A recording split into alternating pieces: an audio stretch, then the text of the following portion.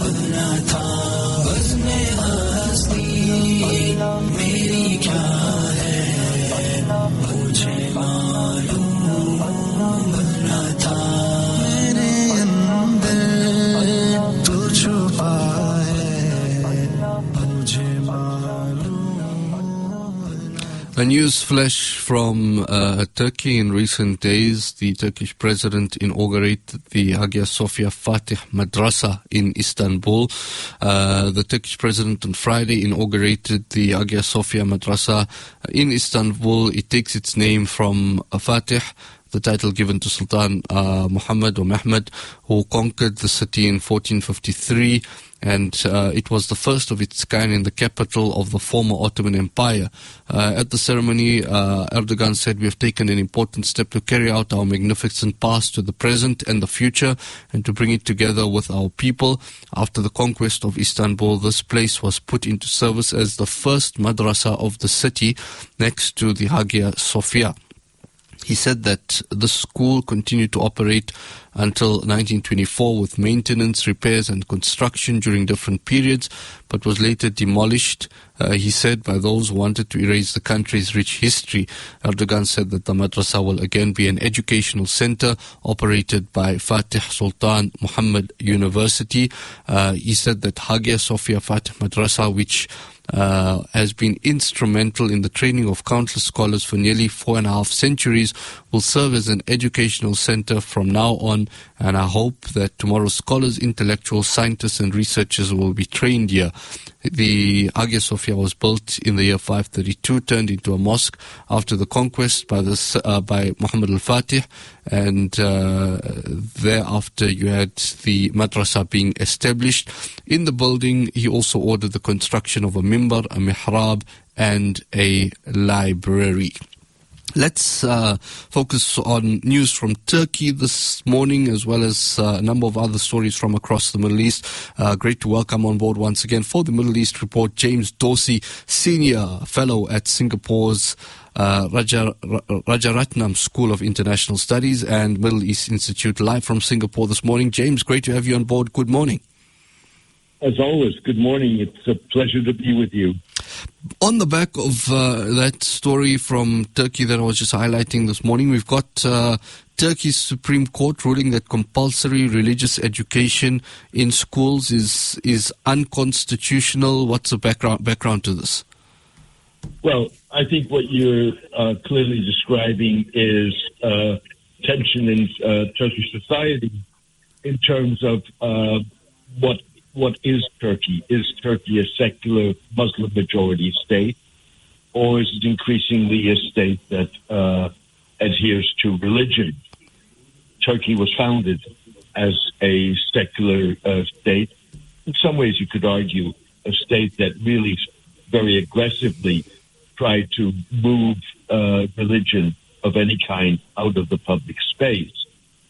So now you have what has always been, or has been controversial since it happened about 2 years ago, the conversion back of Hagia Sophia from a museum to a Muslim house of worship.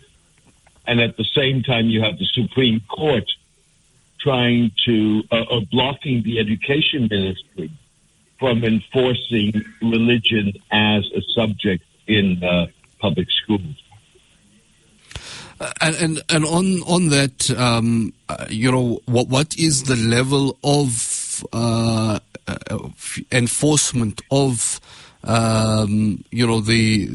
that particular policy of compulsory religious education? And you think that now that a court has ruled on it, would it have any impact if this is one of the strategic objectives that have been put forward by the administration? Well, I think one of the problems that you're dealing with in Turkey is that on the one hand, the Diyanet, which is the Directorate of Religious Affairs in the President's office, that controls most of the mosques in Turkey, as well as religious education. That is one of the best funded government departments in Turkey. Yet at the same time, what you're seeing among the public is a decreasing level of religiosity, and are looking for more individual, more personal experiences of religion.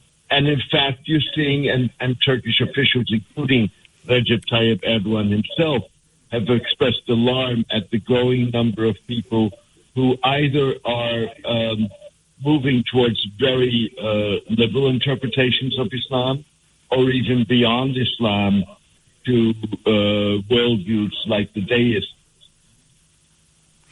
Let's look at another story, James, this morning in the Middle East, Red Sea. Now the U.S. Navy announcing a new task force. We're also having the Saudis on the one hand showing irritation with the United States. On the other hand, another Gulf partner there, the United Arab Emirates.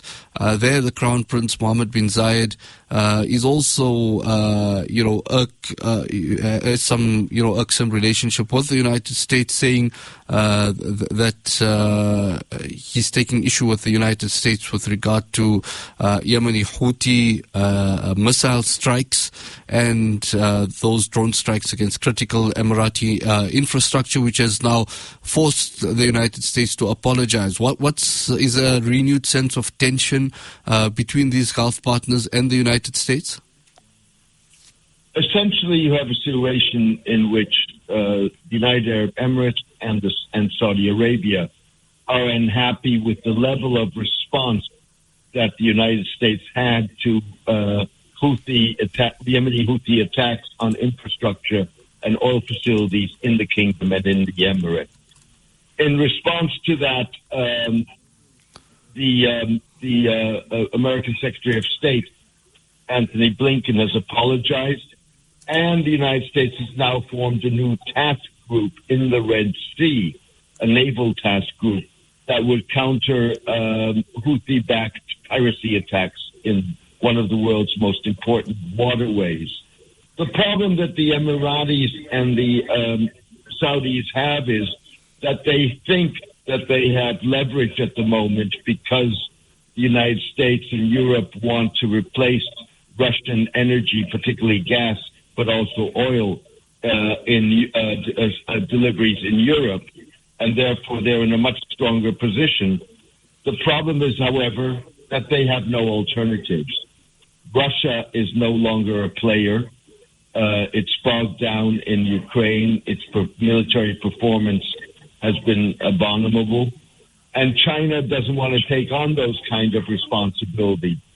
So the UAE and Saudi Arabia could at the very end find that they're hurting themselves because they were not present as a friend at the moment that the United States needed friends most.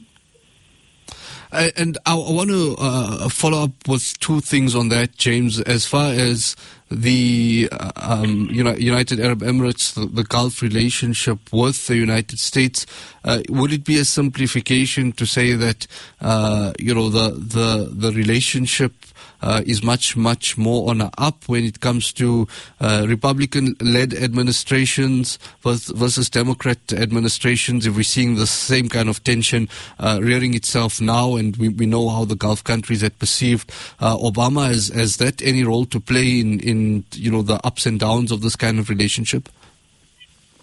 I would be cautious with jumping to conclusions. Obviously, you had U.S. President Trump at the time in 2018 walk away from the Iran nuclear agreement, which was something which was privately welcomed by the Saudis and the Emiratis to some degree. And they are very weary of the negotiations that are taking place now to revive the nuclear agreement.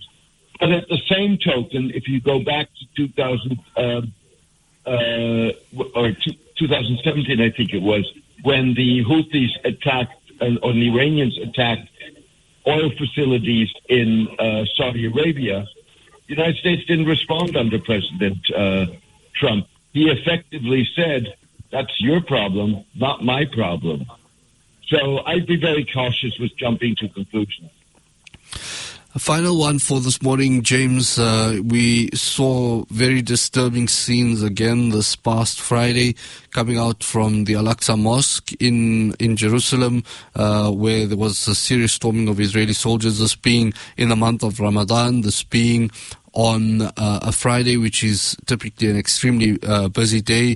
Crackdown on worshippers, extreme beatings reported. This happening each and every year, some reflections on that, and the fact that this is contrasted with the kind of responses, such a heinous crime, contrasted then with other crimes that are happening in our world, and the selective outrage apparently between one area and the next. Well, I think we need to separate issues. Without question, and the Ukraine war has raised that, there are double standards. And the Israeli-Palestinian issue, of course, is one example of that. Having said that, this year is of course, a very sensitive year because you have Ramadan, you have Passover, and you have Easter coinciding at almost the same time, raising emotions. What I think that what you've seen in recent days is an effort by both Palestinians as well as by Israeli militants to exploit that emotion, and I think that both wanted a confrontation because it served their political purposes. The Israelis clearly have mishandled this, using extreme force or extensive force in a situation in which emotions need to be calmed, and these kind of issues resolved in consultation with all parties. And a final thought, James, just regarding whether it's double standards, whether it's pointing out the hypocrisies. What practical purpose in your mind would that serve? I mean, lots of people would rile against an unjust international order, whether it's epitomized by the way the United Nations itself is structured, the powerful versus people would have a say, but wouldn't have a say at the decision table, and then these kind of media discrepancies and so forth. Beyond pointing out the obvious discrepancies, does it serve any practical purpose to highlight the differences in approach that we often see so starkly in our world? Well, I think, as a matter of principle, of course it does. You need to hold policymakers, opinion makers accountable, and you need to point out whatever the deficiencies are, and those double standards. And they're not just with regard to the Israel-Palestine issue. And to be fair, they're not just the West. I mean, just think of how the Muslim world responds to cultural genocide in northwestern China. So, with other words, you have these double standards across the board. And I think those are double standards that need to be continuously highlighted, noted, and to which policy and opinion makers need to be accountable. Indeed, James, great talking to you. As always, we remind people on the other side that if you would like to subscribe to James' newsletter or blog, check out The Turbulent World of Middle East Soccer. And also, you can check out James' articles on jamesmdorsey.net. Thank you so much for your time, and have yourself a great week ahead, James. I wish you all the best in Ramadan Kareem. Thank you so much. That's James Dorsey, Senior Fellow at Singapore's S. Rajaratnam School of International Studies and the Middle East Institute, live from Singapore. This is the Weekend Wake Up here on Radio Islam. Let's head off for a break, taking us closer to the news at 8 coming up.